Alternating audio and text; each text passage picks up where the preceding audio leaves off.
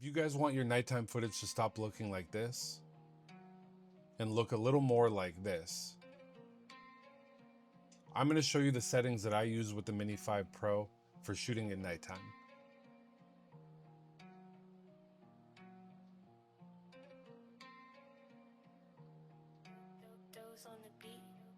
These are the best settings that I've found to work with my Mini 5 Pro, and I think you'll like them just as much as I do. Now, there's no denying that this drone is an absolute beast. With a 1-inch CMOS sensor, this thing takes beautiful videos in night and daytime. But when taking videos at night, you're gonna have to change a couple of settings. So let's take this bad boy out there and I'll show you the settings that I use every time.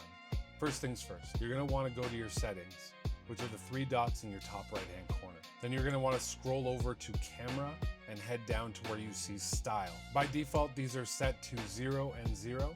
And on an everyday shoot, especially in daytime, I would always recommend that you have these set to -2 and -2 for sharpness and noise reduction. However, in nighttime shooting or low light conditions, I would definitely recommend that you bump the sharpness to 0 and noise reduction to -1. Now, when you hop out of your settings, we're gonna look at a couple of things here. Shooting in auto settings is not a bad thing. Actually, I would definitely recommend you try shooting in auto because in compared to the Mini 4 Pro, the auto settings is very similar to the night video mode that you'll find on the Mini 4 Pro. So let's hop into the Pro settings. And I do recommend you always use your Pro settings as opposed to auto settings, whether it be daytime or nighttime shooting. This just gives you the most professional look and gives you a lot more control in regards to how you want your scene to be shot in. So in Pro settings, you want to click on the 4K so that it opens up your panel here. And you're going to want to change these settings if you're shooting in anything else. Normally in daytime, I'll shoot in 4K 60 FPS. This just gives a much more smoother, more versatile frame rate to shoot in. It also gives me the ability to slow down my footage and give it a more slow motion look. But in nighttime, you want to pick 30 FPS or even 24, 25 FPS. And what this does is it gives your sensor a little more time to capture light inside the sensor. And you can see the difference quickly here between 4K 60 and 4K 30 FPS. So we're gonna choose 4K 30 FPS. The next thing I want to talk about is your shutter speed. Normally when you're shooting during the day, you always want to respect the 180-degree shutter rule. But in this case and at nighttime, you always want to choose the lowest frame rate possible that matches your FPS. And in this case, we're shooting in 30 FPS, and therefore we're going to want to choose 1/30.